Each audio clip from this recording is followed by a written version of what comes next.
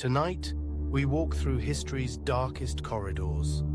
From the names you know to the ones buried by time, we're counting every documented serial killer by their confirmed victims.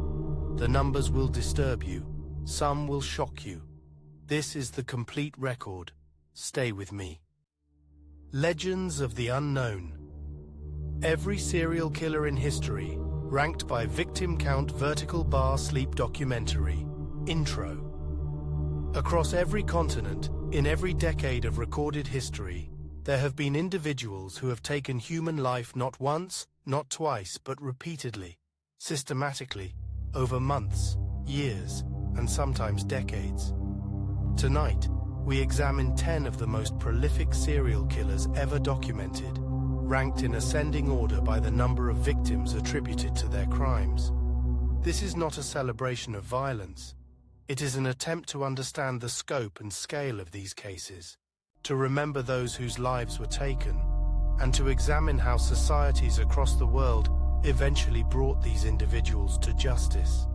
The ranking you will hear is based on confirmed victim counts where possible, and on the most reliable estimates provided by law enforcement agencies, court proceedings, and forensic investigations. In some cases, the true number of victims will never be known. Bodies remain undiscovered. Identities remain unconfirmed. Families still wait for answers that may never come.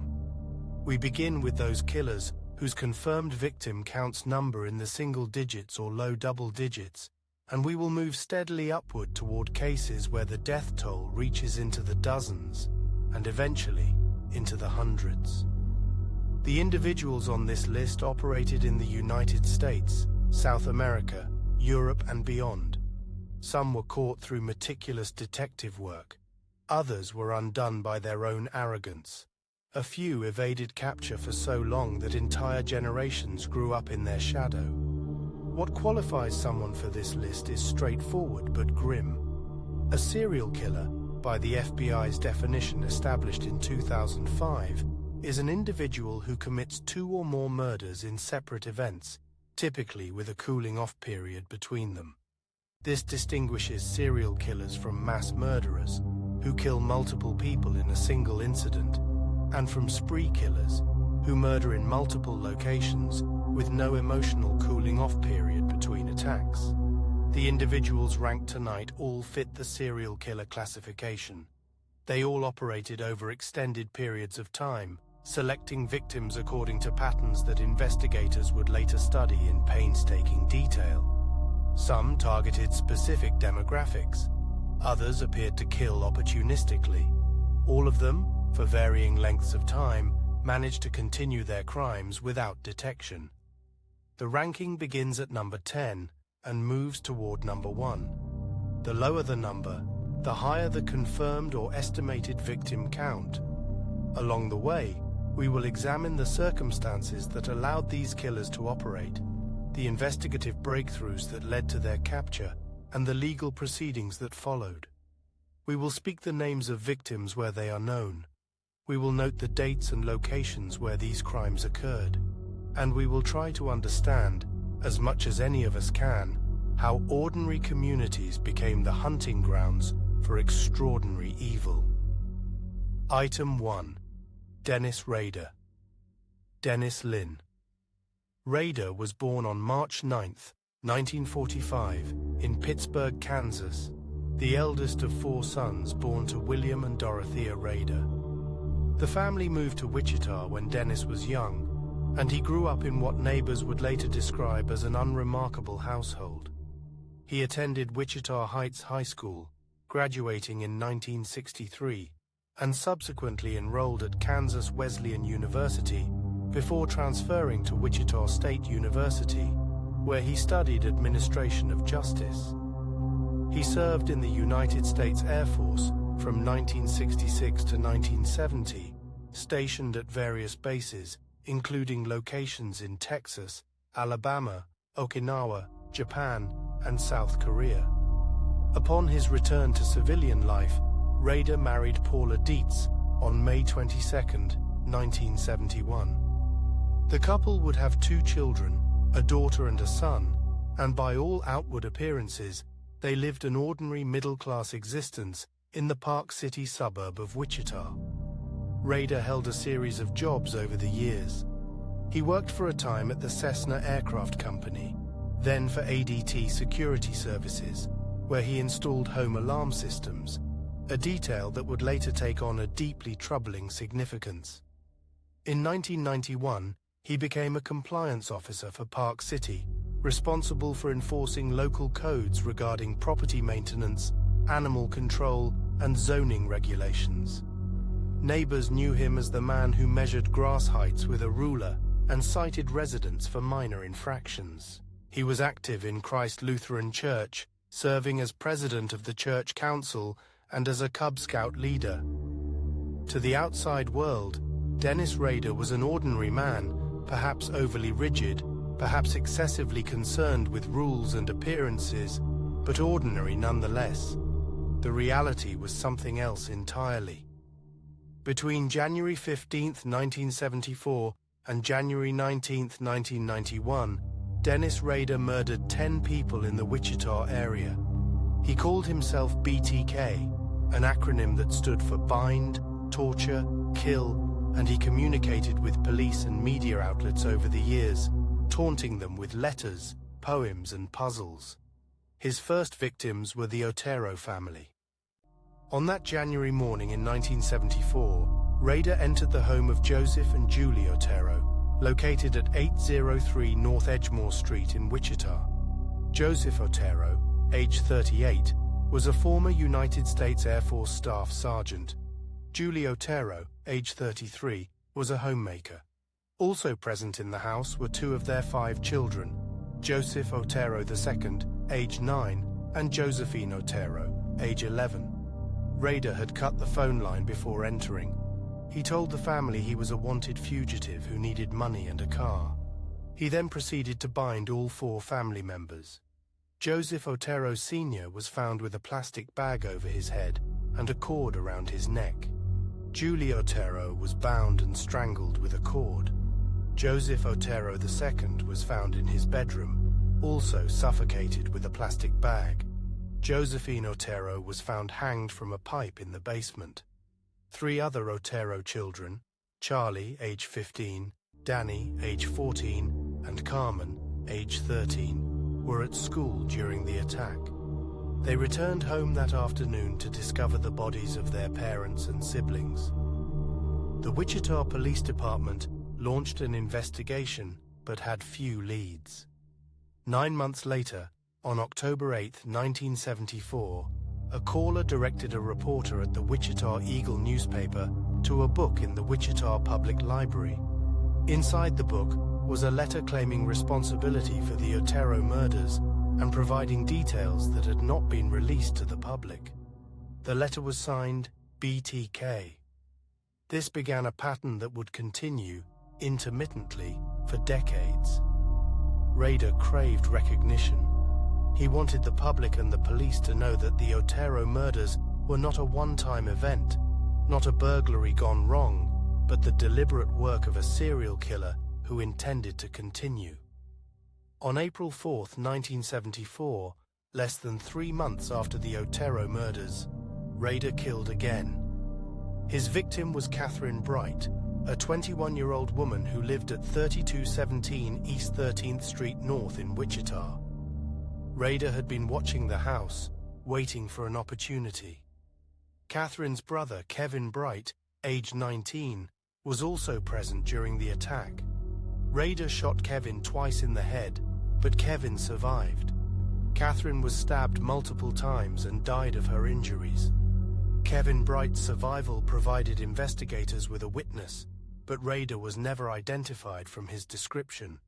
The case went cold. 3 years passed. On March 17, 1977, Rader entered the home of Shirley Vian, a 24-year-old mother of 3, at 1311 South Hydraulic Street in Wichita. He locked her 3 children, ages 8, 6, and 4, in a bathroom before strangling their mother with a rope. The children could hear what was happening. After Rader left, they freed themselves and ran to a neighbor's house for help. Later that same year, on December 8, 1977, Rader killed Nancy Fox, a 25-year-old woman who lived alone at 843 South Pershing Street. After strangling her with a belt, Rader called the police from a payphone and reported the murder himself, providing the address and calmly describing what he had done. His voice was recorded, but he was never identified. Throughout this period, Rader continued sending letters and packages to police and media outlets. He included drawings, poems, and descriptions of his crimes. He proposed various names for himself before settling on BTK. He expressed frustration when the media did not publish his communications in full. He seemed to view the entire enterprise as a kind of game, a contest between himself and the authorities who were trying to catch him. Then, abruptly, the communications stopped. After 1979, BTK went silent. Years passed. The original investigators retired or moved on to other cases. The Wichita Police Department formed a cold case unit and periodically revisited the BTK files, but no new leads emerged. Some wondered if BTK had died. Others speculated he had been imprisoned for another crime. The families of the victims waited for answers that seemed unlikely to come, but Rader had not stopped killing. He had simply become more cautious. On April 27, 1985, he murdered Maureen Hedge, a 53-year-old neighbor who lived just 6 doors down from his own home in Park City. He strangled her and then removed her body from her house, taking it to Christ Lutheran Church, where he photographed her in various poses before disposing of her remains in a ditch along a rural road. On September 16, 1986, Rader killed Vicki Weigel, a 28-year-old piano teacher and mother of 2, at her home at 2404 West 13th Street North in Wichita. Her 2-year-old son was in the house during the attack. Rader strangled her with a nylon stocking and photographed her body before leaving. Her husband, Bill Weigel, discovered her when he came home from work that afternoon. For years, Bill Weigel himself was considered a suspect because there was no evidence linking the murder to BTK. It was not until 2004 that DNA evidence finally cleared his name. Rader's final victim was Dolores Davis, a 62-year-old woman who lived alone at 6226 North Hillside in Wichita. On January 19, 1991, Rader threw a concrete block through her sliding glass door, entered her home, and strangled her with pantyhose. He then loaded her body into the trunk of her own car and drove to a location under a bridge near Wichita, where he dumped her remains. Her body was not found until February 1, 1991. After the murder of Dolores Davis, Rader stopped killing. He later claimed that the urge had not disappeared, but that he had learned to control it through what he called alternative methods. Reviewing his collection of photographs, drawings, and personal items taken from victims. For 13 years, BTK was dormant. The case remained open, but unsolved. Then, in March 2004, Rader began communicating again. He sent a letter to the Wichita Eagle containing a photocopy of Vicki Weigel's driver's license and photographs of her body, images that had never been seen by investigators. Over the following months, he sent additional packages containing jewelry belonging to victims, detailed accounts of his crimes, and puzzles for investigators to solve. He seemed to be seeking attention, recognition, and perhaps a final confrontation with the police who had never been able to catch him. The break in the case came through Rader's own carelessness. In one of his communications, he asked investigators whether, if he sent them a floppy disk, they would be able to trace it back to him. The police responded, through a newspaper ad, that he could trust them, that a floppy disk would be safe. Rader believed them. On February 16, 2005, a purple Memorex floppy disk was left in the back of a pickup truck in a Home Depot parking lot in Wichita. The disk contained a file named test.rtf. When investigators examined the metadata embedded in the file, they found a name, Dennis. They also found a reference to Christ Lutheran Church. A simple internet search revealed that the president of Christ Lutheran Church's Congregation Council was a man named Dennis Rader. Additional investigation confirmed that Rader owned a black Jeep Grand Cherokee, matching descriptions provided by witnesses near locations where BTK packages had been dropped. On February 25, 2005, investigators obtained a court order to test a PAP smear sample taken years earlier from Rader's daughter Kerry during a routine medical examination at Kansas State University. The DNA was a familial match to DNA found at multiple BTK crime scenes. Dennis Rader was arrested that same day while driving near his home in Park City. He did not resist. When police asked him if he knew why he was being arrested, he replied, "Oh, I have suspicions why." Rader confessed to all 10 murders in detail. Because Kansas did not have the death penalty at the time the crimes were committed, he was not eligible for execution. On August 18, 2005, he was sentenced to 10 consecutive life terms, with a minimum of 175 years before parole eligibility. He is currently incarcerated at El Dorado Correctional Facility in Butler County, Kansas. He will not be eligible for parole until 2180, when he would be 235 years old. Dennis Rader murdered 10 people over a span of 17 years. He evaded capture for more than 30 years. He lived a double life that deceived his wife, his children, his neighbors, his fellow church members, and his community.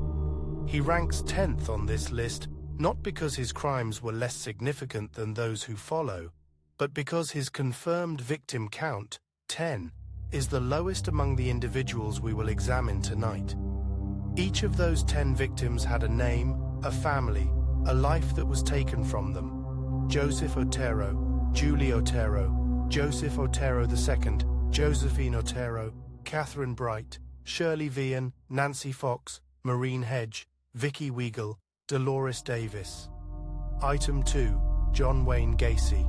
John Wayne Gacy Jr. was born on March 17, 1942 in Chicago, Illinois, the second of 3 children born to John Wayne Gacy Sr. and Marion Elaine Robinson Gacy. His father was a Danish-Polish immigrant who worked as an auto repair machinist. His mother was of English ancestry and worked as a homemaker before taking various jobs to supplement the family income. By all accounts, the Gacy household was dominated by the father, who was known to be a heavy drinker and who was physically and emotionally abusive toward his wife and children. John Wayne Gacy Sr. frequently criticized his son, calling him stupid and comparing him unfavorably to his sisters. Young John struggled to earn his father's approval and never succeeded. Despite this troubled home life, Gacy was active in the Boy Scouts, worked as a grocery store clerk during high school, and showed an early talent for business and salesmanship. He attended 4 different high schools without graduating, in part due to a heart condition that limited his physical activities and caused him to miss significant amounts of school. At age 18, he left home and moved to Las Vegas, Nevada, where he worked briefly as a mortuary attendant before returning to Chicago. He subsequently enrolled in Northwestern Business College, a vocational school, and graduated in 1963. His early career showed promise. He took a management trainee position with the Nunn-Bush Shoe Company and was transferred to Springfield, Illinois, where he excelled. In 1964, he married Marlyn Myers, whose father owned several Kentucky Fried Chicken franchises in Waterloo, Iowa. Gacy moved to Waterloo and began managing the restaurants. In Waterloo, Gacy became a pillar of the community. He joined the JCs, a civic organization for young business people, and quickly became one of its most active members. He organized events, led committees, and was named Outstanding Vice President of the Waterloo chapter. He hosted elaborate parties at his home, and volunteered for numerous community causes. He seemed, to those around him, to be the embodiment of civic virtue, hard-working, generous, and ambitious. But beneath this facade, something else was happening. In May 1968, Gacy was indicted on a charge of sodomy involving a 15-year-old boy named Mark Miller, who was a son of a fellow JC member. Miller told investigators that Gacy had plied him with alcohol and then sexually assaulted him. During the investigation, it emerged that this was not an isolated incident. Other teenage boys who worked at the KFC restaurants came forward with similar allegations. Gacy denied the charges and attempted to have Miller discredited by hiring an 18-year-old named Russell Schroeder to beat him up and intimidate him into recanting his testimony. This plan failed, and Gacy was additionally charged with hiring Schroeder to commit the assault. On December 3, 1968, Gacy pleaded guilty to sodomy and was sentenced to 10 years at the Anamosa State Penitentiary in Iowa.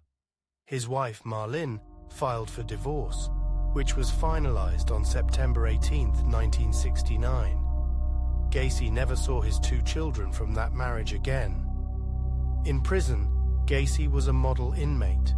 He supervised food preparation in the prison kitchen, joined the JC's chapter within the facility, and earned early release for good behavior after serving just 18 months. He was paroled on June 18, 1970, and returned to Chicago to live with his mother. Remarkably, because his conviction was in Iowa and he was now living in Illinois, he was not required to register as a sex offender.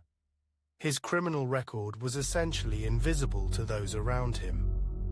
Within a year of his release, Gacy remarried. His second wife was Carol Hoff, a recently divorced mother of 2 daughters, whom Gacy had known since high school. They married on July 1, 1972, and moved into a house at 8213 West Summerdale Avenue in Norwood Park Township, an unincorporated area near Chicago. Gacy started his own construction business, PDM Contractors, for painting, decorating, and maintenance, which grew to employ numerous workers and secured several lucrative contracts. He became active in local politics, volunteering for the Democratic Party, and eventually becoming a precinct captain. He organized street parties and annual Polish Constitution Day parades. He created a character called Pogo the Clown and performed at children's parties, charity events, and hospitals. On January 2, 1972, Gacy committed his first known murder. The victim was Timothy McCoy, a 16-year-old from Michigan who was passing through Chicago after a vacation. Gacy picked him up at a bus terminal, offered him a place to stay for the night, and the next morning stabbed him to death.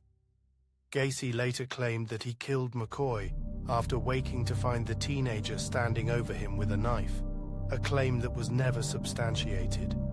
He buried McCoy's body in the crawl space beneath his house. For the next 6 years, Gacy continued to kill. His victims were almost exclusively teenage boys and young men, many of whom were employees or job applicants at PDM Contractors. Others were runaways, hitchhikers, or young men Gacy picked up in Greyhound bus stations or on the streets of Chicago's North Side. His method followed a pattern. He would lure victims to his home, often with promises of employment or money, restrain them using a rope trick he called the handcuff trick, and then sexually assault and strangle them. Most victims were killed by ligature strangulation or asphyxiation. Afterward, Gacy disposed of the bodies in the crawl space beneath his house, in the Chicago River, or in the Des Plaines River. The crawl space became so full that he eventually began disposing of later victims in the rivers exclusively. During this period, Gacy's marriage deteriorated. Carol Hoff later testified that she noticed a persistent, unpleasant smell emanating from beneath the house, which Gacy attributed to moisture and dead animals. She also found homosexual pornography in their home and observed him bringing teenage boys home late at night. She filed for divorce in 1976, citing Gacy's erratic behavior and her suspicions about his activities. The divorce was finalized on March 2, 1976. Gacy lived alone in the Somerdale Avenue house for the remainder of his killing years. Throughout the mid-1970s, there were warning signs that went unheeded. In 1975, a young man named Anthony Antonucci, who worked for Gacy's construction company, fought off an attack in Gacy's home after Gacy attempted to handcuff him. Antonucci managed to overpower Gacy and turn the handcuffs on him before fleeing. He did not report the incident to police. In 1978, a 27-year-old named Jeffrey Rignall was abducted by Gacy, chloroformed, and repeatedly assaulted before being dumped in Lincoln Park. Rignall recovered, identified Gacy's vehicle, and personally staked out highway exits until he spotted the car and obtained Gacy's license plate number. He reported this to police, but the case was treated as a misdemeanor assault, and Gacy was never charged.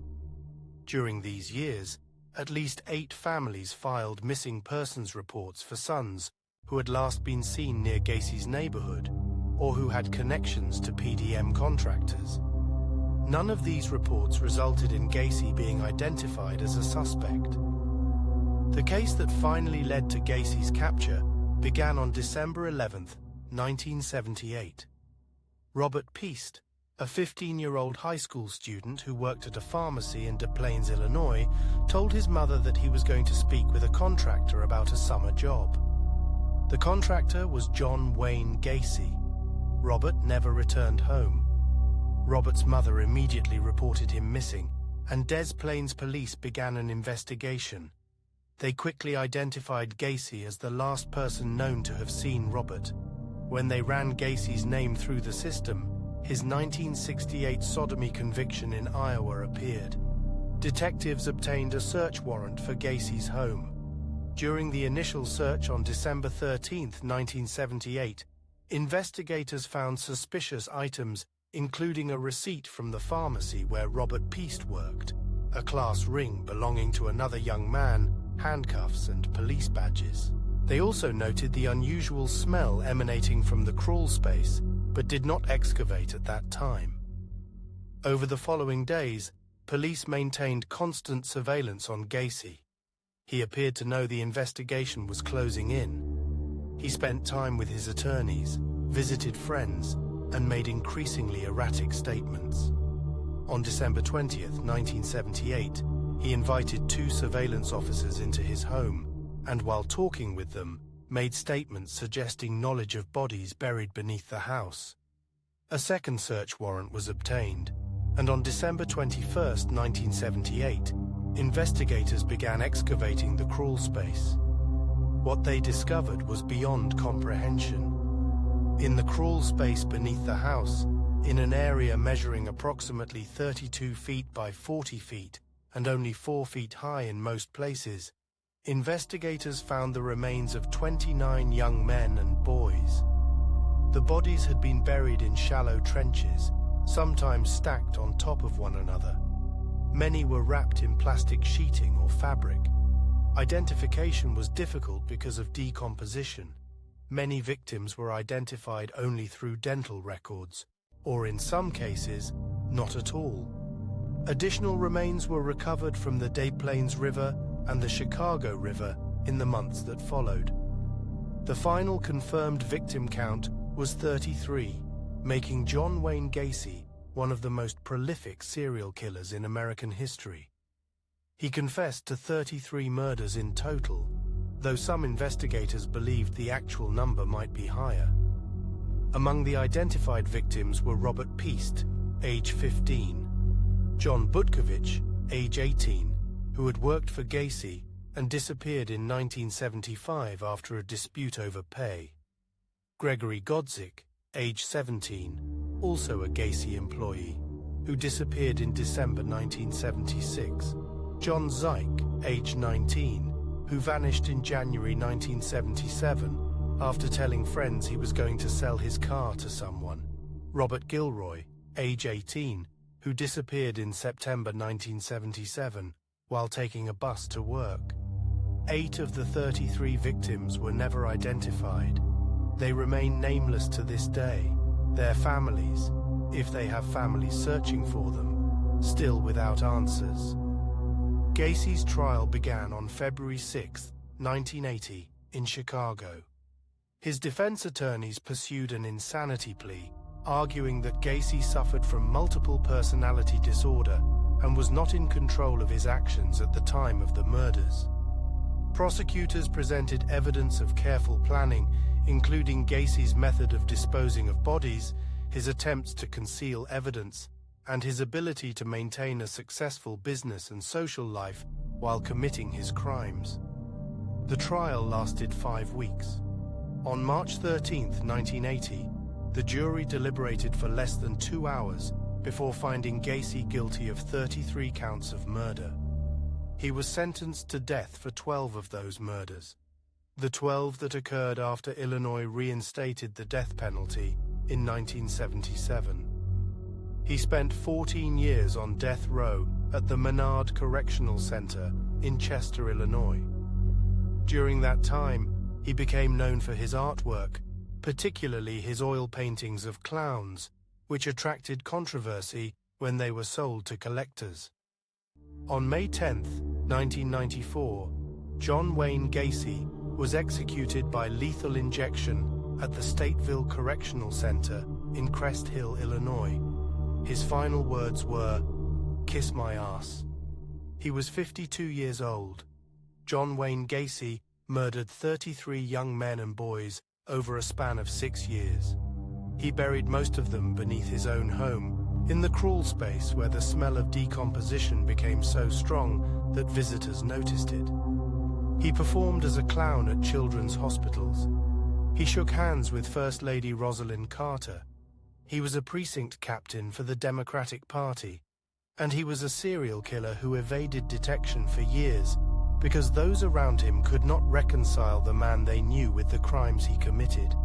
He ranks 9th on this list because his confirmed victim count of 33 places him above Dennis Rader's 10, but below the individuals whose cases we will examine in the entries that follow. Item 3. Ted Bundy. Theodore Robert Bundy was born Theodore Robert Cowell on November 24, 1946, in Burlington, Vermont, at the Elizabeth Lund Home for Unwed Mothers. His mother, Eleanor Louise Cowell, was 22 years old and unmarried. The identity of his biological father was never confirmed, though Eleanor listed a salesman named Lloyd Marshall on the birth certificate, a man whose existence was never verified. For the first years of his life, Ted was raised by his maternal grandparents, Samuel and Eleanor Cowell, in Philadelphia. To avoid the social stigma of illegitimacy, the family told young Ted that his grandparents were his parents and that his mother was his older sister. He would not learn the truth until years later. In 1950, Eleanor moved with Ted to Tacoma, Washington, to live with relatives. The following year, she married Johnny Culpepper Bundy, a hospital cook, who formally adopted Ted. The family grew to include 4 more children, Ted's half-siblings. By all outward measures, Ted Bundy grew up in a stable middle-class environment. He was described as shy and socially awkward during his early years, but he became increasingly confident and articulate as he matured. He attended Woodrow Wilson High School in Tacoma, where he earned good grades and participated in several extracurricular activities. Classmates later recalled him as charming, but somehow distant, as if he were performing a role rather than genuinely engaging with those around him. After graduating from high school in 1965, Bundy enrolled at the University of Puget Sound before transferring to the University of Washington in Seattle, where he studied psychology. It was there that he met Stephanie Brooks, a wealthy young woman from California who became his first serious girlfriend. Bundy was deeply enamored with her, but she eventually ended the relationship, reportedly telling friends that she found him immature and lacking in ambition. The rejection devastated Bundy, and some researchers believe it was a pivotal moment in his psychological development. He dropped out of school, drifted through various low-wage jobs, and spent time following Brooks to California without her knowledge.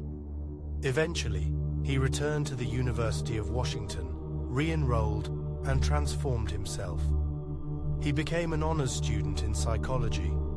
He volunteered at a suicide prevention hotline alongside future true crime author Ann Rule, who would later write one of the definitive accounts of his crimes. He worked on the re-election campaign of Washington Governor Daniel J. Evans. He was accepted to the University of Utah College of Law, and he rekindled his relationship with Stephanie Brooks, who was now impressed by the confident, accomplished man he had become. This time, Bundy was the one to end the relationship, abruptly and without explanation, in a move that some believe was calculated revenge for her earlier rejection. By late 1973, young women had begun disappearing in the Pacific Northwest. On January 4, 1974, an 18-year-old student named Joni Lenz was brutally attacked in her basement apartment near the University of Washington.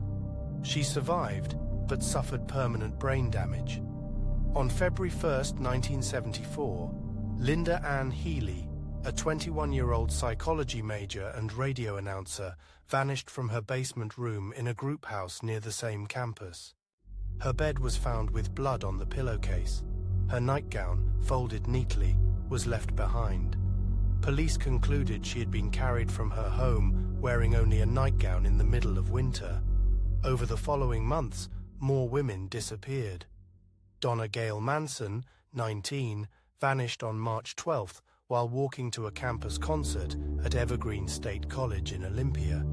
Susan Elaine Rancourt, 18, disappeared on April 17th from the campus of Central Washington State College in Ellensburg. Roberta Kathleen Parks, 22, vanished on May 6th from Oregon State University in Corvallis. Brenda Carol Ball, 22, disappeared on June 1st after leaving the Flame Tavern in Burien, Washington. Georgian Hawkins, 18, van. In the summer of 1982, the bodies began appearing along the banks of the Green River in King County, Washington. The first was discovered on July 15th. A 16-year-old named Wendy Lee Caulfield found floating near the Peck Bridge.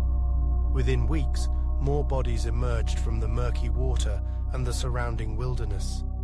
By the end of August, investigators had recovered 5 victims from a single stretch of river, and the press had given the unknown perpetrator a name: the Green River Killer. What authorities did not yet understand was that they were witnessing the beginning of the most prolific serial murder campaign in American history.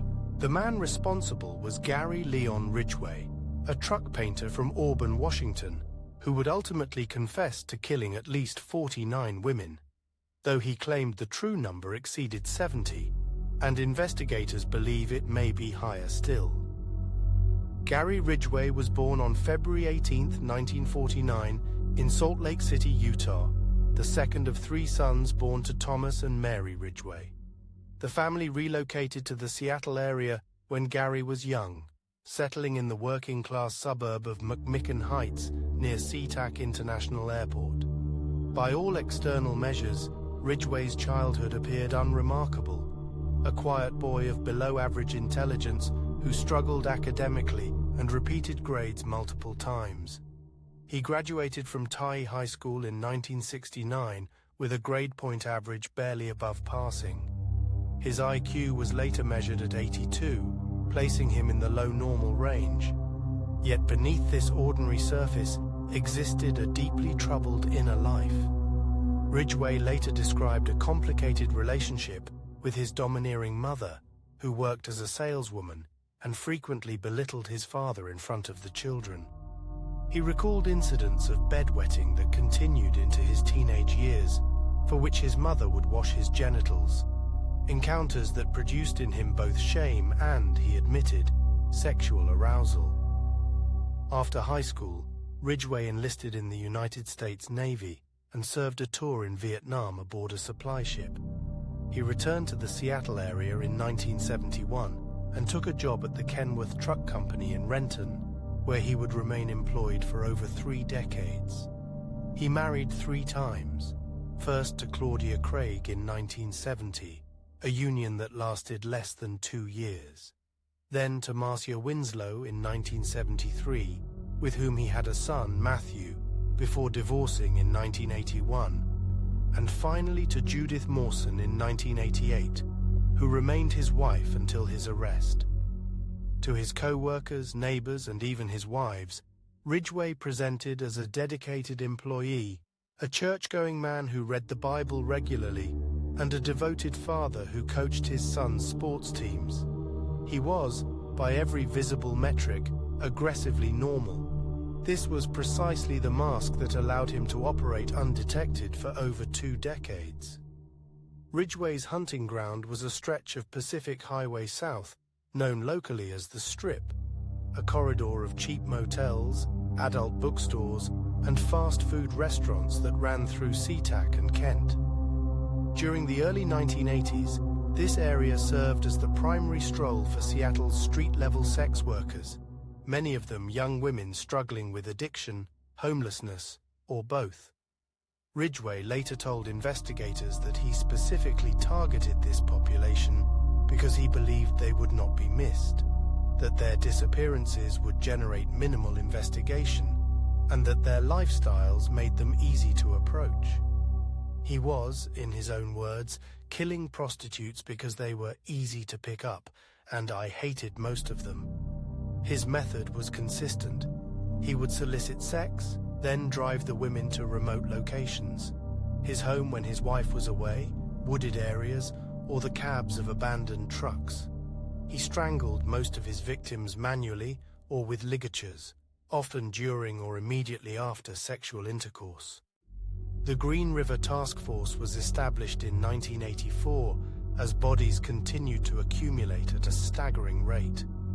At its peak, the task force employed over 40 full-time investigators and became one of the largest serial murder investigations in American history. Detective Dave Reichert, who would later be elected King County Sheriff and then United States Congressman, served as the lead investigator for much of the case. The task force compiled a suspect list that eventually exceeded 18,000 names. Gary Ridgway first appeared on this list in 1983, when a woman he had been seen with went missing. He was interviewed, photographed, and asked to take a polygraph examination, which he passed. In 1984, he was interviewed again after another associate disappeared. In 1987, detectives obtained a warrant to search his home and vehicles, collecting carpet fibers, rope samples, and a saliva sample for blood typing. They found nothing conclusive. Ridgway remained a person of interest, but was never arrested. The investigation went cold in the early 1990s as the bodies stopped appearing and leads dried up.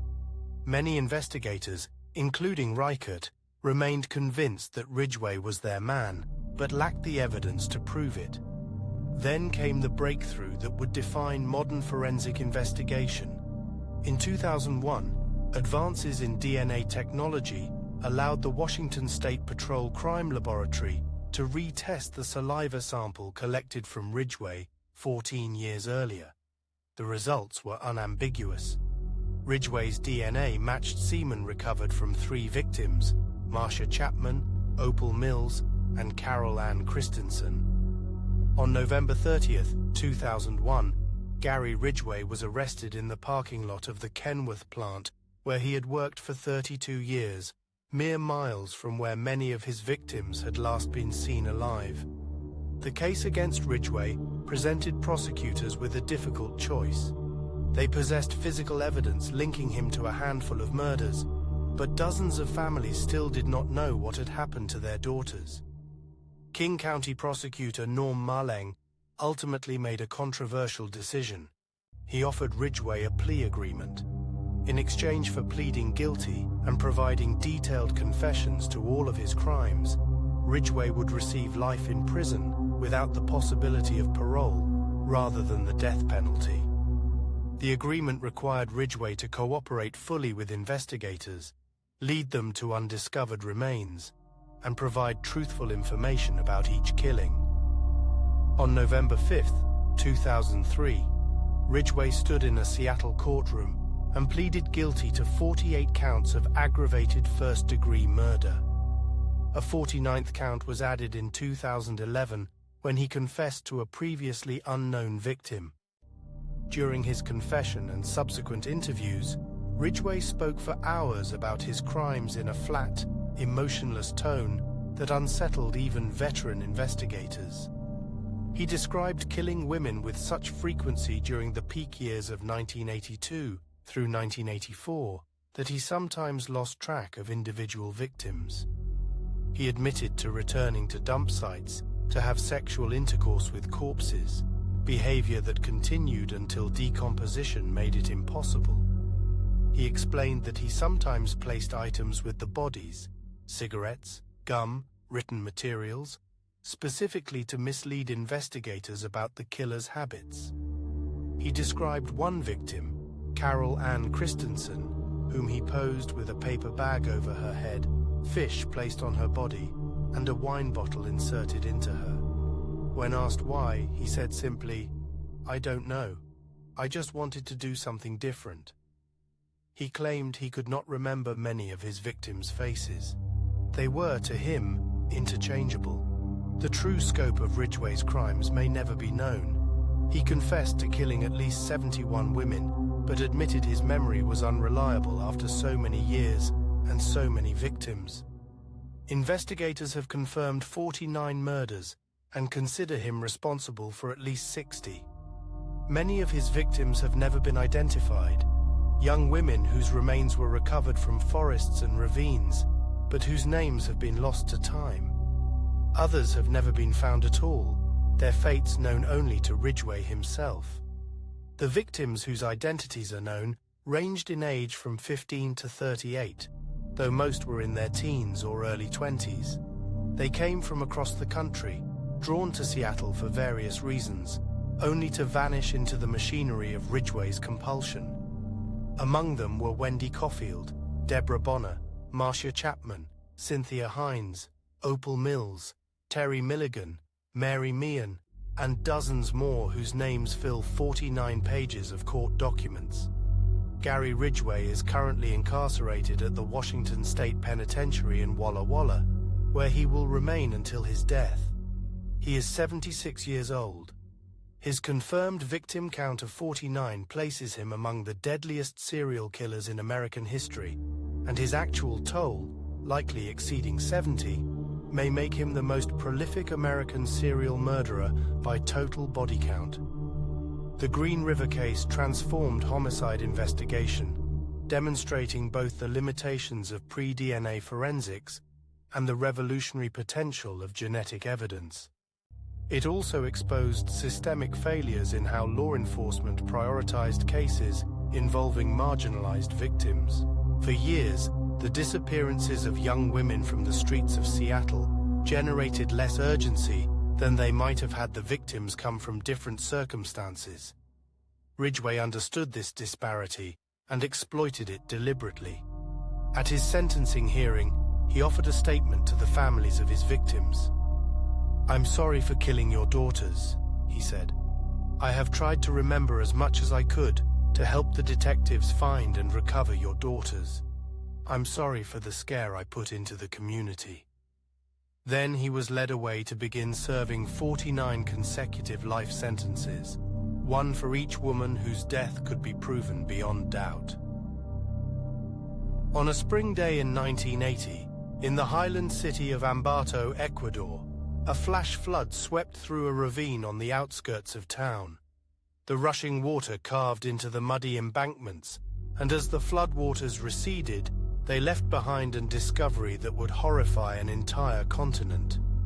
Exposed in the eroded soil were the remains of children, dozens of them, buried in shallow graves along the riverbank. Local authorities initially believed they had uncovered an ancient burial site, perhaps an indigenous cemetery disturbed by the flooding. They were wrong. The bodies were recent. They were all girls, and they had all been murdered. Within weeks, Ecuadorian police would arrest a disheveled Colombian drifter named Pedro Alonso Lopez, who would confess to crimes of such magnitude that investigators struggled to believe him. Lopez claimed to have killed over 300 girls across 3 South American countries over the span of a decade. He was telling the truth. Pedro Alonso Lopez was born on October 8, 1948, in Santa Isabel, a small town in the Tolima department of central Colombia. He was the 7th of 13 children born to a prostitute named Benilda Lopez de Castañeda. His father was killed in La Violencia, the brutal Colombian civil war that claimed over 200,000 lives between 1948 and 1958. Lopez's early childhood was marked by extreme poverty and neglect. According to his later accounts, his mother worked out of their home, and young Pedro was frequently exposed to her sexual encounters with clients. When he was 8 years old, his mother caught him in a sexual act with his younger sister and expelled him from the house permanently. He was 8 years old, homeless, and alone in one of the most dangerous countries in the Western Hemisphere. What followed would shape the monster he became. Lopez drifted to Bogotá, where he survived on the streets by begging and petty theft. He joined the thousands of gamines, the homeless children who roamed Colombian cities in roving bands, sleeping in doorways and abandoned buildings. According to Lopez's later testimony, when he was approximately 10 years old, a man offered him food and shelter. The man took Lopez to an abandoned building and repeatedly sexually assaulted him over several days before Lopez managed to escape. This trauma, Lopez would later claim, planted the seeds of his hatred for humanity and his compulsion to dominate and destroy. He was eventually taken in by an American couple who enrolled him in a school for orphans in Colombia. For a brief period, his life showed promise of stability. But when Lopez was 12, a male teacher at the school sexually abused him. Lopez responded by stealing money from the school and fleeing back to the streets. He never returned to formal education. By his late teens, Lopez had graduated from petty theft to more serious crimes. In 1969, at age 20, he was arrested for car theft in Bogotá and sentenced to 7 years in La Modelo prison, one of Colombia's most notorious penitentiaries. The facility was overcrowded, violent, and run largely by gangs of inmates rather than guards. Within days of his arrival, Lopez was gang-raped by 4 older prisoners. His response to this assault would reveal the violence that now lived within him. Over the following 2 weeks, Lopez fashioned a crude knife from prison materials and systematically hunted down and killed 3 of his 4 attackers. He was tried for these murders within the prison system, but the killings were ruled self-defense, and 2 years were simply added to his sentence. Lopez later described this period as transformative. "They turned me into a murderer," he said of his rapists. "I decided I would never be a victim again." Lopez was released from prison in 1978. He was 29 years old, and something fundamental had broken inside him. He later told investigators that he began killing almost immediately after his release. His preferred victims were young girls, typically between the ages of 8 and 12, whom he would abduct from marketplaces, bus stations, and rural villages. He drifted south into Peru, where he claimed to have killed at least 100 girls, primarily from indigenous communities in the northern Amazon region. His methods were consistent. He would approach children selling goods or begging, offer them money or food, lure them to isolated locations, sexually assault them, and strangle them while looking into their eyes. He described this final moment as transcendent. "I would look into their eyes and feel their life draining away," he told interrogators. "That was the most beautiful moment." Lopez's killing spree in Peru eventually attracted attention. In 1979, near the town of Ayacucho, he attempted to abduct a 9-year-old girl from the Ayacucho people, an indigenous community in the Northern Highlands. The girl's family witnessed the abduction and raised an alarm. Lopez was captured by members of the community who intended to execute him for his crime. They had buried him to his neck in sand and were preparing to pour honey on his head to attract insects when an American missionary intervened. The missionary, whose name has been lost to historical records, convinced the community to turn Lopez over to Peruvian authorities rather than carry out traditional justice. The Peruvian government, apparently uninterested in prosecuting crimes against indigenous children, deported Lopez to Ecuador rather than investigating his claims. This decision would prove catastrophic. Lopez crossed into Ecuador and continued killing. He later described Ecuador as his most productive hunting ground, claiming to have murdered an average of 3 girls per week for nearly a year.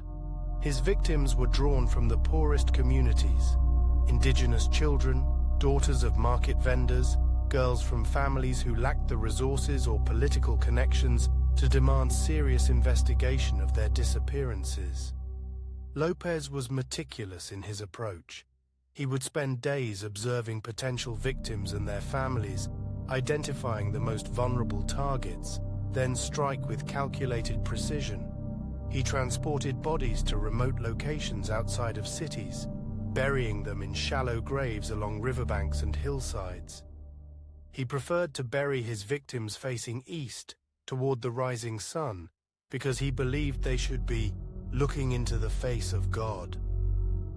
The April 1980 flood that exposed graves outside Ambato finally brought Lopez's crimes to light. Ecuadorian police initially recovered 53 bodies from the area, all young girls who had been reported missing over the preceding years. On March 9, 1980, just weeks before the flood, a woman named Carvina Poveda caught Lopez attempting to abduct her 12-year-old daughter, Marie, from an Ambato marketplace. Poveda raised an alarm, and local merchants chased and captured Lopez before police arrived. Under interrogation, Lopez initially denied any involvement in the murdered children. It was only after an Ecuadorian detective named Pastor Cordoba Gudino disguised himself as a priest and visited Lopez in his cell that the confession began. Believing he was speaking to a man of God, Lopez unburdened himself of his crimes in detail that left investigators physically ill. The scope of Lopez's confession staggered authorities. He claimed to have killed 110 girls in Ecuador, 100 in Colombia, and at least 100 in Peru, for a total exceeding 300 victims. He offered to lead police to burial sites to prove his claims. Over the following weeks, Lopez guided investigators to graves scattered across Ecuador's highland provinces. They recovered the remains of 53 additional victims. Lopez showed no remorse during these expeditions. He described his crimes clinically, sometimes correcting himself on minor details with the casual precision of someone recounting a shopping list. He explained his selection criteria, his methods of gaining trust, his preferred strangulation technique. "I lost my innocence at age 8, he told one investigator, "so I decided to do the same to as many girls as I could." In 1980, Ecuadorian law set the maximum prison sentence at 16 years, regardless of the number of murders committed. Pedro Lopez was convicted of 110 murders, the number of victims authorities could definitively confirm in Ecuador, and received the maximum sentence of 16 years. The Colombian and Peruvian governments showed little interest in extraditing him to face charges for the hundreds of additional murders he claimed to have committed in their countries. The families of his victims, most of them poor indigenous women who had already lost their daughters to unimaginable violence, now had to accept that the man who murdered their children would one day walk free. Lopez spent his sentence in a psychiatric wing of a Quito prison, where he was reportedly considered a model prisoner. He gave occasional interviews to journalists, during which he expressed no regret for his actions. "I am the man of the century," he told one reporter. "No one will ever forget me." Pedro Lopez was released from Ecuadorian prison on August 31, 1994, having served his full sentence. He was immediately deported to Colombia, where authorities briefly detained him in connection with a 20-year-old murder charge. He was declared insane and committed to a psychiatric facility in Bogotá. In 1998, he was declared sane and released on $50 bail, under the condition that he report to a judge every month. He made a single appearance before vanishing. In 2002, Interpol issued an advisory for his arrest in connection with a fresh murder in Colombia, but Lopez has never been located. He is believed to be alive, potentially still killing, somewhere in South America. He would be 76 years old. No photograph of him exists from after 1998. The true number of Pedro Lopez's victims will never be known with certainty. Ecuadorian authorities confirmed 110 murders. Lopez himself claimed more than 300. Investigators who worked the case believe the actual toll may exceed 350, a figure that would make him one of the deadliest serial killers in recorded history. The majority of his victims were indigenous girls from marginalized communities, children whose disappearances generated minimal investigation and whose deaths went largely unreported in the international press. Lopez understood and exploited this vulnerability. "I like to see the innocence in their eyes," he explained during his confession. "And when I killed them, I took that innocence and made it mine." His release in 1998 remains one of the most controversial decisions in the history of criminal justice. Somewhere perhaps Pedro Lopez, the monster of the Andes, still walks free. In the Colombian coffee country of the 1990s, children began to disappear. They vanished from city streets and rural villages, from marketplaces and schoolyards, from the lives of families who often had no resources to demand investigation. The victims were almost exclusively boys, typically between 6 and 16 years old, drawn from the poorest neighborhoods and the margins of Colombian society. For years, their disappearances were attributed to the chaos of the Colombian civil conflict, to drug violence, to the general lawlessness that plagued the nation. Authorities in different jurisdictions failed to connect the cases. It was not until 1997 that investigators began to understand they were hunting a single predator, a man who had been systematically murdering children across Colombia for nearly a decade. His name was Luis Alfredo Garavito Cubillos. When he was finally captured, he would confess to the murders of at least 138 boys, making him one of the most prolific child killers in human history. Luis Garavito was born on January 25, 1957, in Genova, a small town in the Quindío department of Western Colombia. He was the eldest of 7 children in a family marked by poverty, alcoholism, and violence. His father, Manuel Antonio Garavito, was a severe alcoholic who beat his wife and children regularly and mercilessly. Garavito later described his childhood as a sustained nightmare of physical and emotional abuse. He claimed his father would beat him unconscious for minor infractions, would force him to work in the fields from before dawn until after dark, and showed him no affection whatsoever. "My father made me what I am," Garavito told investigators after his arrest. "He taught me that pain was the only true thing in the world." Beyond his father's brutality, Garavito alleged that he was sexually abused by 2 male neighbors during his childhood, assaults that continued for several years and that he never reported to anyone. Garavito completed only 5 years of elementary education before dropping out to work full-time. He was, by his own account and the observations of teachers, a troubled child, prone to violent outbursts, unable to form normal friendships, and plagued by what he described as evil thoughts from an early age. He later claimed that he first experienced sexual attraction to children when he was a teenager, and that he spent years fighting these urges before eventually surrendering to them. He drifted through various manual labor jobs: construction worker, street vendor, store clerk, never remaining in one place for long, never forming lasting relationships with anyone. He had brief relationships with women, but described himself as uncomfortable with adult sexuality. He drank heavily, a habit inherited from his father, and the alcohol seemed to both fuel and excuse his darkest impulses. Garavito began killing in 1992, though some investigators believe his crimes may have started earlier. His methodology was disturbingly consistent across hundreds of attacks.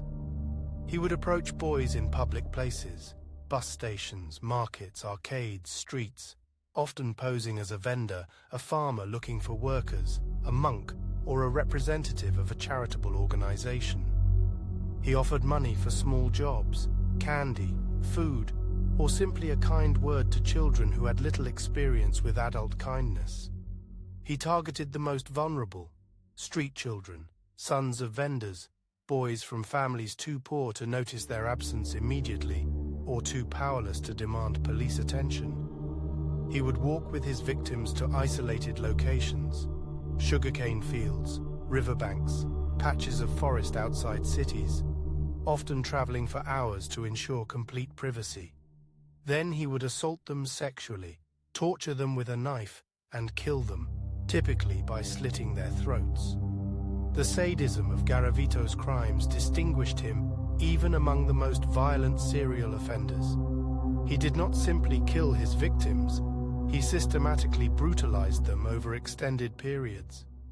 Autopsy reports indicated that many of the boys had been tortured for hours before death, subjected to mutilation that investigators could barely bring themselves to describe in court documents. Garavito later explained, with clinical detachment, that he enjoyed watching the fear in his victims' eyes, and that their screams provided him with a sense of power he found nowhere else in his life. He kept trophies from many of his victims: photographs, clothing, newspaper clippings about the searches for missing boys. He revisited some of the burial sites to relive his crimes, and he kept a notebook, discovered at the time of his arrest, containing detailed records of at least 140 victims, listed by date, location, and brief descriptions. For years, Colombian authorities failed to recognize the pattern connecting dozens of murdered children across multiple departments. The victims came from the poorest families, and their cases generated little sustained attention from police forces already overwhelmed by drug-related violence and civil conflict. Individual murders were investigated briefly, then set aside as unsolvable. It was not until 1997 that investigators from different jurisdictions began sharing information and realized they were hunting a single perpetrator. A task force was established, led by detectives from the capital, Bogotá, who compiled reports from across the country.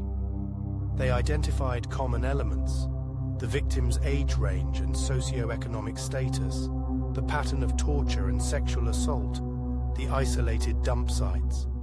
They created a profile of the killer, a man who traveled frequently, who appeared trustworthy to children, who knew how to disappear into Colombia's informal economy. They distributed this profile to police departments nationwide, and they waited. On April 22, 1999, in the city of Villavicencio, a homeless man attempted to lure a young boy away from a street corner. A passerby witnessed the interaction and alerted police. Officers arrived and detained the man, who carried false identification in the name of Bonifacio Morera Liscano. A search of his belongings revealed photographs of children, newspaper clippings about missing boys, and items consistent with the profile of the serial killer who had terrorized Colombia for years.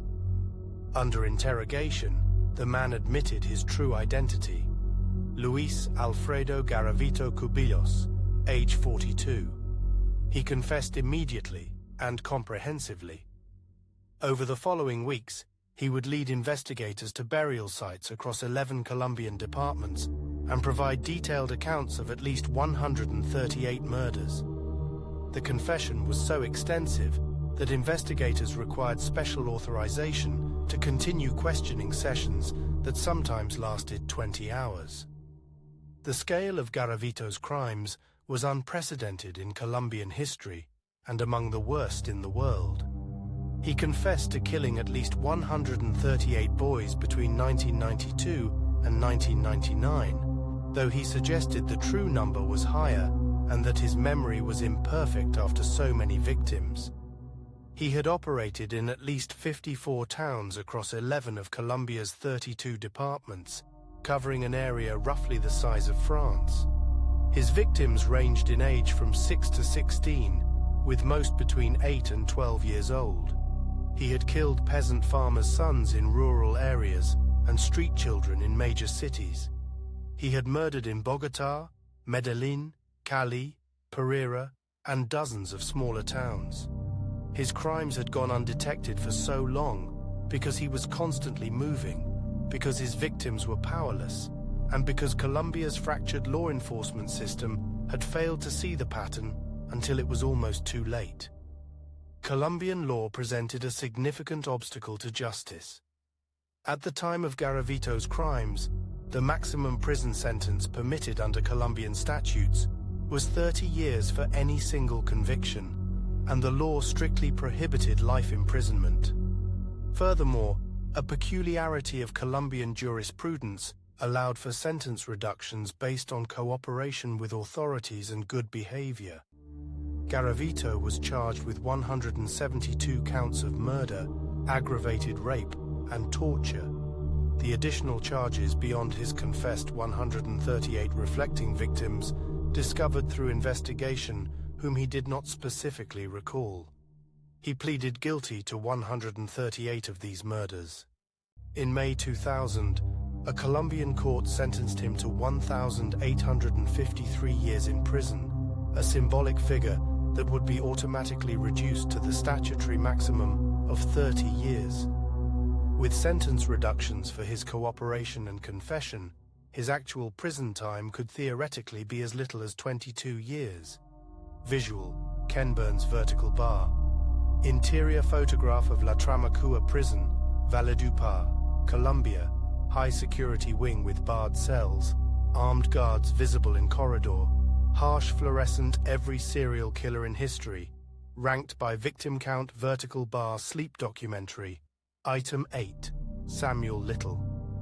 In the autumn of 2018, a 78-year-old man sat in a Texas Ranger interview room and began to speak. His name was Samuel Little, and over the following months, he would confess to murdering 93 women across the United States between 1970 and 2005. The FBI would eventually confirm 60 of these killings, making Samuel Little the most prolific serial killer in American history by confirmed victim count. The Bureau believes all 93 confessions are credible. Many of those cases remain officially unsolved to this day, their files still open in police departments scattered across more than a dozen states. Samuel Little was born on June 7, 1940, in Reynolds, Georgia. His early life was marked by instability and abandonment. His mother, Bessie Mae Little, was reportedly a teenage prostitute who gave him up to his grandmother in Lorain, Ohio. By the time he reached adolescence, Little had already begun accumulating arrests, starting with breaking and entering when he was 16 years old. This would be the beginning of a criminal record that would eventually span decades and multiple states, a paper trail of violence that somehow never connected the dots until it was far too late. Little drifted across America for more than 3 decades. He worked as a cemetery caretaker, an ambulance attendant, and occasionally as a boxer in small-time circuits. He was a large man, standing over 6 feet tall with powerful hands. Hands he would later describe in clinical detail during his confessions. His nomadic lifestyle took him through Florida, Mississippi, Louisiana, Texas, California, Ohio, Kentucky, Nevada, and dozens of other states. He never stayed anywhere long enough to establish roots, but he stayed long enough to kill. His victims followed a devastating pattern. Little targeted women who existed on the margins of society, sex workers, women struggling with addiction, women who had fallen through the cracks of community and family. He chose them deliberately, later explaining to investigators that he selected women whose disappearances would not generate significant police attention.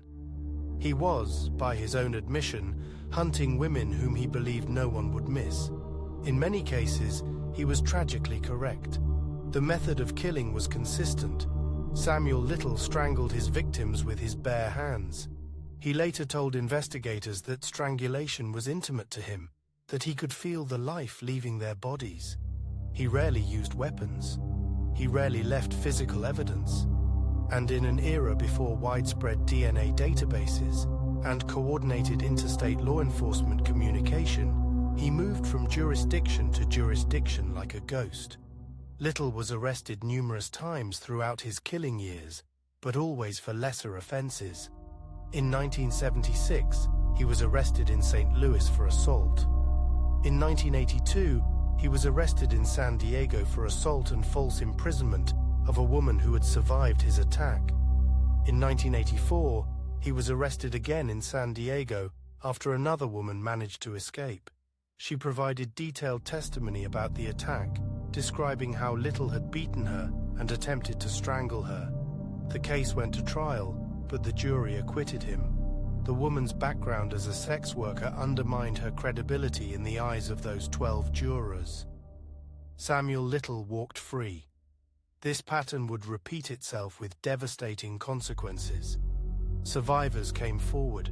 Women described attacks that matched the methodology that would later be confirmed in dozens of homicides. But charges were dropped, cases were dismissed, and Samuel Little continued to drift from city to city, killing as he went.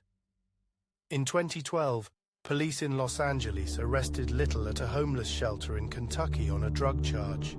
He was extradited to California to face outstanding narcotics charges. While he was in custody, a detective ran his DNA through the federal database. The results connected him to 3 unsolved murders in Los Angeles: the deaths of Carol Alford in 1987, Audrey Nelson in 1989, and Guadalupe Apodaca in 1989. All 3 women had been strangled. All 3 had been found in areas associated with street-level survival. Little was charged with these 3 murders in September 2012.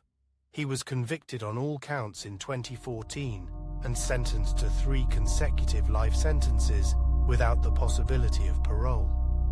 For most killers, this would have been the end of the story. The perpetrator was identified, convicted, and incarcerated. The cases were closed. But Samuel Little's story was only beginning to unfold. In 2018, Texas Ranger James Holland approached Little, who was now incarcerated at the California State Prison in Lancaster. Holland had a theory. He believed Little had killed far more women than the 3 Los Angeles victims. He believed that if approached correctly, Little might be willing to talk. Holland spent months building a rapport with the aging prisoner, and eventually, Samuel Little began to confess. The confessions poured out over hundreds of hours of recorded interviews. Little had an extraordinary memory for detail. He could recall the cities, the years, the physical descriptions of his victims, the clothes they wore, the cars he drove. He remembered conversations. He remembered the places where he had left their bodies. What he often could not remember were their names, because in many cases, he had never learned them. the FBI established a dedicated task force to investigate Little's claims. Agents fanned out across the country, cross-referencing his confessions with unsolved homicides. The process was painstaking. Many of the victims had never been identified. Some had been classified as accidental overdoses or deaths of natural causes. Some had been so marginalized in life that their deaths had barely warranted investigation at all. By 2019, the FBI had confirmed 60 of Little's 93 confessed murders. The Bureau publicly released drawings that Little himself had made of his unidentified victims. He was a skilled artist, and his portraits captured faces with unsettling precision. Women with specific hairstyles, distinctive earrings, particular expressions. The FBI hoped that releasing these images might help families who had spent decades wondering what had happened to their loved ones. Samuel Little died on December 30th, 2020, at a hospital in Los Angeles County. He was 80 years old. He had been incarcerated for 8 years, but he had been free for the 35 years during which he had committed the majority of his crimes. At the time of his death, more than 30 of his confessed victims remained unidentified. Their cases remain open. Their families, if they are still searching, may never receive answers. The question of why Little evaded detection for so long has troubled law enforcement professionals and criminal justice scholars. The answer lies partly in the geographic spread of his crimes, which crossed jurisdictions that rarely communicated with one another. But it lies more profoundly in who his victims were.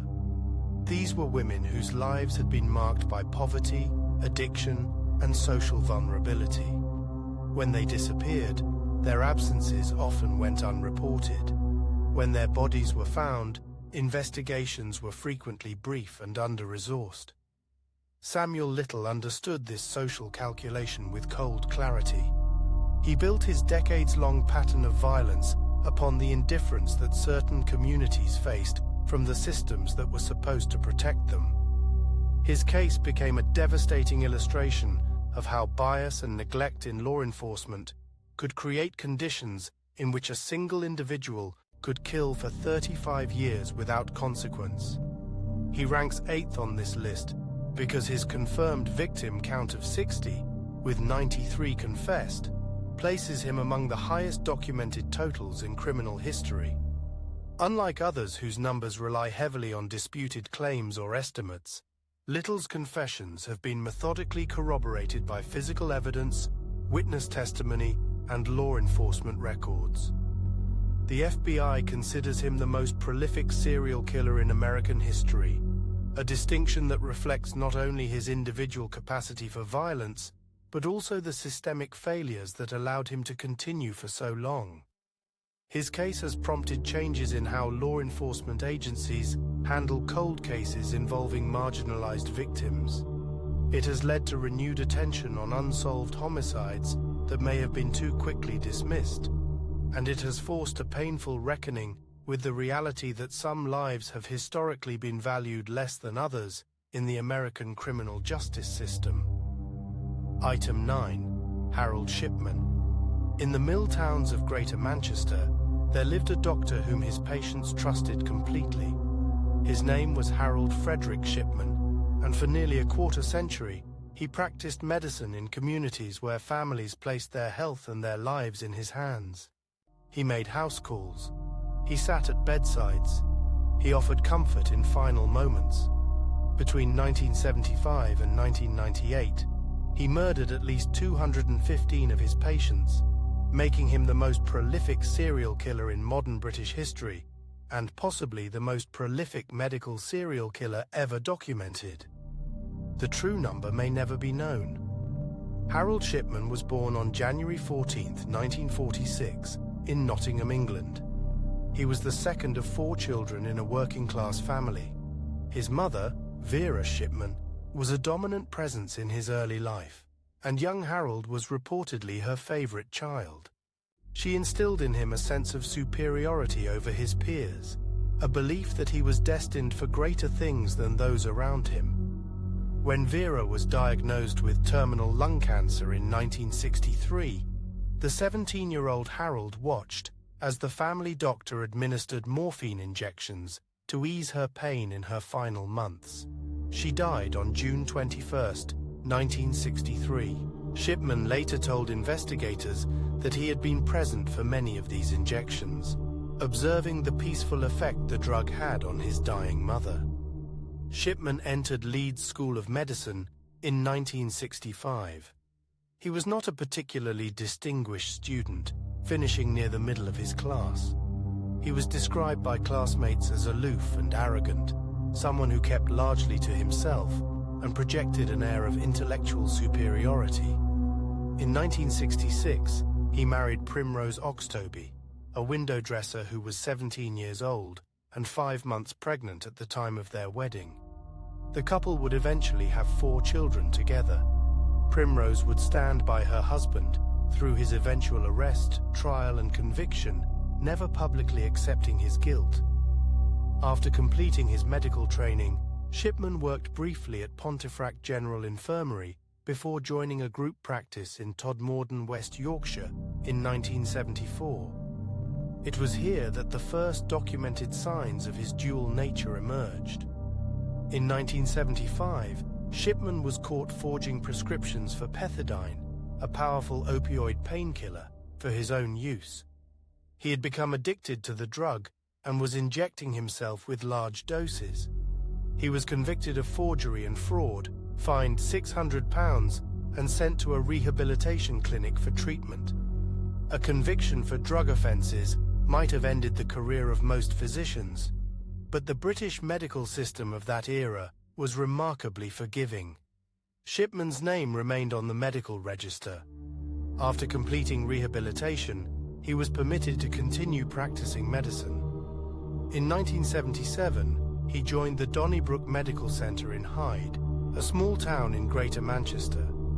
He would remain in Hyde for the next 2 decades, building a reputation as a caring and attentive general practitioner.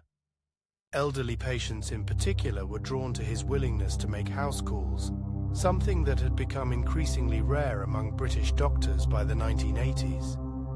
The killing appears to have begun almost immediately upon his arrival in Hyde, though the precise start date remains uncertain. The method was consistent and devastatingly simple. Shipman would visit patients in their homes, often elderly women living alone. He would administer a lethal injection of diamorphine, the medical form of heroin, telling them it was a routine medication or vitamin shot. The patients would lose consciousness within seconds and stop breathing within minutes.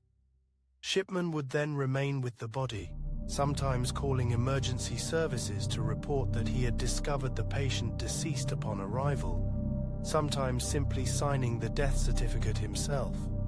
For more than 20 years, no one questioned him. The medical system in the United Kingdom at that time placed enormous trust in the judgment of general practitioners. When a doctor signed a death certificate indicating that a patient had died of natural causes, that document was rarely scrutinized. Cremations, which destroy physical evidence, were frequently arranged. Families grieved and moved forward, never suspecting that their loved one's death had been anything other than natural. The numbers accumulated in silence. Shipman's patient death rate was dramatically higher than any other doctor in the region, a statistical anomaly that should have triggered investigation. Between 1995 and 1998 alone, he certified the deaths of 137 patients. The overwhelming majority were elderly women. The overwhelming majority died in their own homes during afternoon hours when Shipman made house calls. The overwhelming majority had no prior indication that death was imminent. In March 1998, Dr. Linda Reynolds, a colleague of Shipman's at a nearby practice, noticed an unusual pattern. A local undertaker had mentioned to her that Shipman seemed to have an unusually high number of patients dying. Reynolds examined the records more closely and became concerned. She reported her suspicions to the South Manchester coroner, John Pollard, who in turn alerted the Greater Manchester Police. A preliminary investigation was opened in March 1998, but it was poorly conducted. Detectives examined the records of 19 deaths associated with Shipman, but concluded there was insufficient evidence of wrongdoing. The case was closed without any action being taken. Shipman was not informed that he had ever been under investigation. He continued practicing medicine. He continued killing patients. What finally ended Harold Shipman's career was not police work, but greed. On June 24, 1998, Kathleen Grundy died at her home in Hyde. She was an 81-year-old former mayoress, a wealthy and prominent member of the community. Unlike many of Shipman's previous victims, Grundy had close family ties. Her daughter, Angela Woodruff, was a solicitor.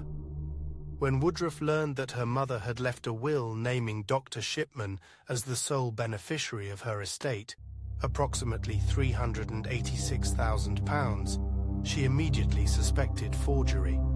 Her mother had never expressed any intention of leaving her estate to her doctor. Woodruff examined the will and noticed numerous irregularities. It had been typed rather than handwritten. The signature appeared shaky. The witnesses listed were former patients of Shipman's who had themselves died under his care. Angela Woodruff reported her concerns to the police on July 24, 1998. This time, investigators took the matter seriously. Kathleen Grundy's body was exhumed on August 1, 1998. A post-mortem examination revealed lethal levels of diamorphine in her tissues. She had not died of natural causes. She had been murdered. The investigation expanded rapidly. Detectives began examining the deaths of other Shipman patients, and the pattern quickly emerged. Bodies were exhumed across Greater Manchester. Toxicology reports came back positive for diamorphine in case after case. Medical records revealed inconsistencies between Shipman's documentation and the actual physical condition of patients.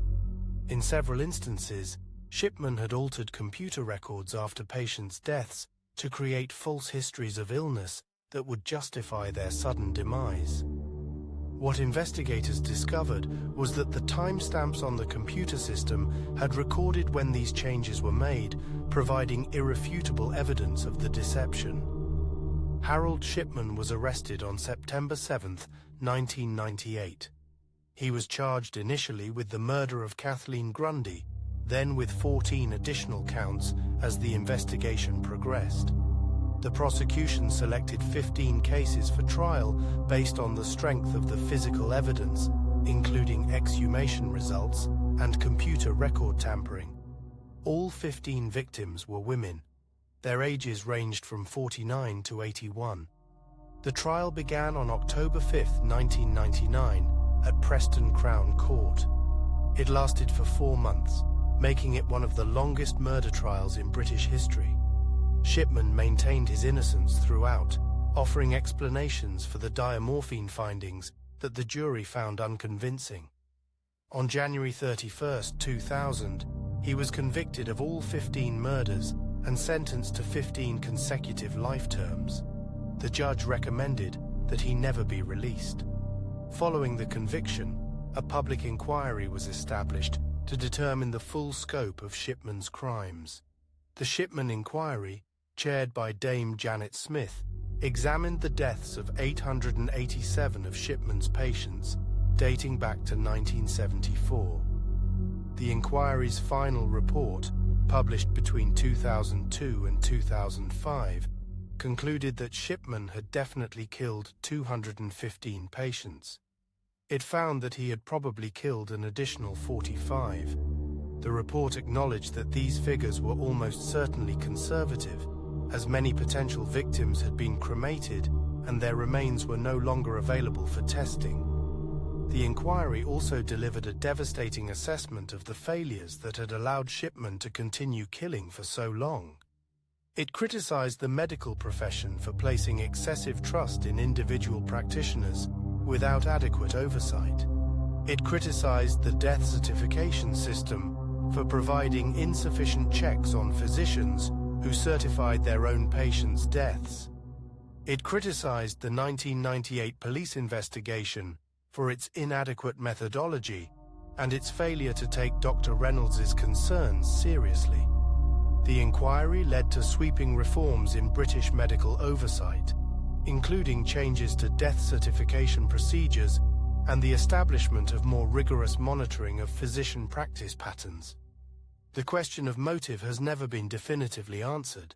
Shipman never confessed to any of the killings. He never explained why he did it. Psychiatrists and investigators have offered various theories. Some have suggested he experienced a sense of power and control from determining who would live and who would die. Some have drawn connections to his mother's death and the morphine injections he witnessed as a teenager. Some have proposed that he simply enjoyed killing and had found a method that allowed him to do so without detection. Harold Shipman took his reasons to the grave. On January 13, 2004, one day before his 58th birthday, Shipman hanged himself in his cell at Wakefield Prison. He had been incarcerated for less than 4 years. His death foreclosed any possibility of a full confession or explanation. It also prevented his wife from receiving his pension, which would only have been paid out had he lived to age 60. Some investigators believe this was deliberate, a final act of control, denying answers to the families of his victims while simultaneously punishing a system that he felt had treated him unjustly. Harold Shipman ranks 9th on this list because his confirmed victim count of 215 is one of the highest ever documented for a single perpetrator. The inquiry's estimate that his true total may exceed 250 would place him even higher, but this list relies on confirmed rather than suspected figures. What distinguishes Shipman from others on this list is not merely the scale of his crimes, but the context in which they occurred. He killed within the framework of legitimate medical practice, using the trust inherent in the doctor-patient relationship as his means of access. His victims came to him seeking help, and he responded with murder. The Shipman case fundamentally altered how the British medical system operates. It exposed the dangers of unchecked professional authority and the vulnerability of elderly patients to those positioned to harm them. It demonstrated that systems designed to protect the public can fail catastrophically when oversight is insufficient. 215 confirmed deaths occurred over 23 years, all certified as natural by a physician whom his community trusted completely. The failure was not merely individual, it was systemic. Item 10. Henry Lee Lucas. On June 15, 1983, a drifter named Henry Lee Lucas walked into the Montague County Jail in Texas and confessed to murdering 2 women. Over the following months, that number would grow. It would grow to hundreds. At the peak of his confessions, Henry Lee Lucas claimed to have killed as many as 600 people across the United States and Canada over a span of 20 years. Law enforcement agencies from dozens of states traveled to Texas to interview him, and Lucas confessed to hundreds of open homicide cases. He was convicted of 11 murders and sentenced to death for one of them. The truth of his claims remains one of the most controversial questions in American criminal justice history. Henry Lee Lucas was born on August 23, 1936, in Blacksburg, Virginia, a small town in the Appalachian region of the state. His early life was marked by extreme poverty and violence that would shape the mythology he later constructed around himself. His mother, Viola Lucas, was reportedly a bootlegger and prostitute who subjected Henry to severe physical and psychological abuse. According to Lucas's own accounts, she forced him to watch her with clients, beat him regularly, and on one occasion struck him so severely that he lay unconscious for 3 days. These claims have been partially corroborated by neighbors and social workers who encountered the Lucas family during the 1940s, though the extent of the abuse remains difficult to verify. At age 10, Lucas lost his left eye in a knife accident. Some accounts say during a fight with his brother, others suggest it resulted from an injury that went untreated for so long that the eye became infected and had to be surgically removed. He received a glass prosthetic that he wore for the rest of his life, a distinctive feature that would later become part of his recognizable image during his years of notoriety. Lucas dropped out of school before completing the 5th grade. He drifted through odd jobs and petty crimes throughout his teenage years, accumulating a record of burglaries and thefts. In 1960, when he was 23 years old, he committed his first confirmed murder. On January 12, 1960, during an argument at her home in Tecumseh, Michigan, Lucas stabbed his mother Viola in the neck. She died from the wound.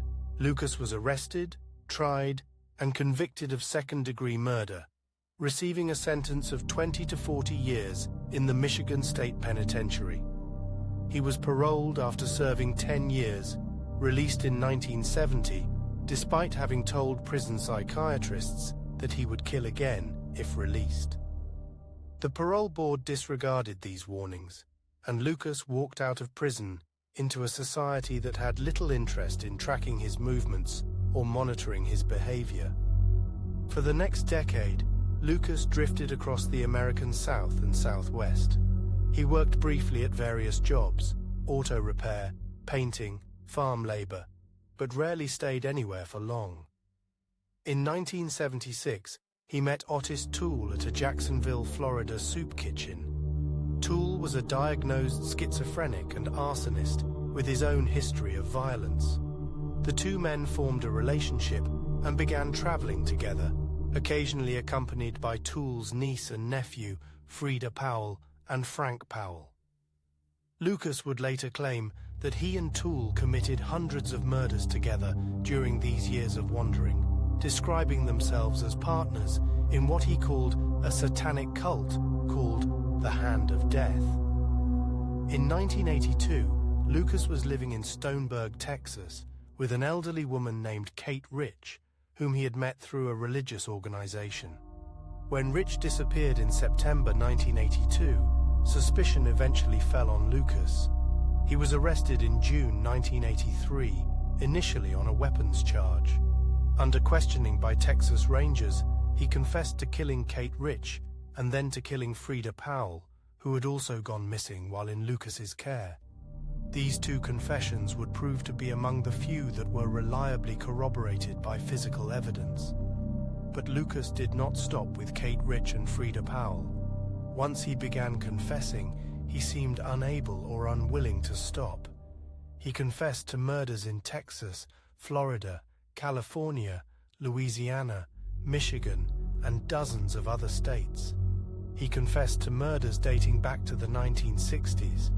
He confessed to murders of women, men, and children. The numbers climbed into the hundreds. Law enforcement agencies responded with enthusiasm that would later be heavily criticized. The Texas Rangers established a task force dedicated to investigating Lucas's claims. Detectives from across the country flew to Texas to interview him, bringing photographs of victims, details of crime scenes, and unsolved cases they hoped to clear. Lucas proved remarkably cooperative. He would examine the materials presented to him and then provide confessions that included details specific to each case. Families received closure. Police departments cleared cases from their books. Lucas seemed to have an encyclopedic knowledge of crimes spanning 2 decades and half a continent. The problem was that much of what Lucas said was demonstrably false. As the confessions accumulated, investigative journalists and some law enforcement officials began raising questions. Lucas claimed to have committed murders on dates when employment records placed him hundreds of miles from the crime scenes. He claimed to have killed in states where there was no evidence he had ever traveled. In one notorious example, he confessed to the 1981 murder of a woman in Florida on a day when his time card showed him working at a roofing company in Texas. The distance between the two locations made it physically impossible for him to have committed the crime. The phenomenon came to be known as the Henry Lee Lucas Task Force problem. Detectives arriving with case files were inadvertently providing Lucas with all the information he needed to construct convincing confessions. He would study photographs. He would ask leading questions. He would offer vague statements that investigators would then clarify, feeding him details that he incorporated into his narratives. Lucas became skilled at telling people what they wanted to hear. In April 1985, Lucas publicly recanted the majority of his confessions. He claimed that he had made up hundreds of murders, that he had been fed information by police, and that he had confessed falsely to gain privileges in jail, including air conditioning, better food, and occasional trips outside prison walls.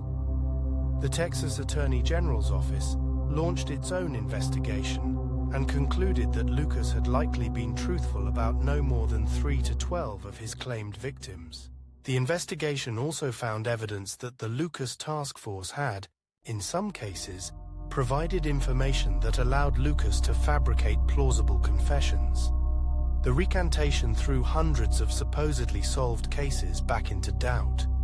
Families who had believed they knew what happened to their loved ones were now uncertain again. Police departments that had closed cases had to reopen them. The entire multi-year effort to use Lucas as a clearinghouse for unsolved homicides collapsed in credibility. So what did Henry Lee Lucas actually do? The confirmed murders are few. Viola Lucas, his mother, killed in 1960, represents his first documented victim. Kate Rich, the elderly Texas woman, killed in 1982, has been forensically linked to Lucas through physical evidence. Frida Powell, Otis Toole's niece, killed in 1982, was confirmed through Lucas's ability to lead investigators to her remains. Beyond these, the picture becomes murky. Lucas was convicted of 11 murders total, but several of these convictions relied primarily on his own confessions rather than independent evidence. His death sentence was for the murder of an unidentified woman known only as Orange Socks, found nude except for orange socks near Interstate 35 in Texas in 1979. Lucas confessed to this murder, but substantial evidence later emerged suggesting he could not have been in Texas on the date of her death. In 1998, Governor George W. Bush commuted Lucas's death sentence to life in prison, marking the only time Bush granted clemency during his tenure as Texas governor. Bush cited the substantial doubt about Lucas's guilt in the Orange Socks case, noting the evidence that placed him elsewhere on the date of the murder. Lucas thus became the only Texas death row inmate to receive clemency from Bush. Henry Lee Lucas died of heart failure on March 13, 2001, at the age of 64, while incarcerated at the Ellis Unit in Huntsville, Texas. He had spent the final 18 years of his life in prison, never definitively resolving the question of how many people he had actually killed. The Lucas case became a landmark study in false confessions and the dangers of clearance rate-driven policing. Academic criminologists have used it to illustrate how interrogation techniques can produce confessions to crimes the confessor did not commit. Law enforcement training programs cite the Lucas Task Force as an example of what not to do when evaluating confessional evidence. The case fundamentally changed how police departments approach serial murder investigations. He ranks 10th on this list, the final entry, because his case represents the outer boundary of what can be considered a confirmed serial killer in terms of victim count.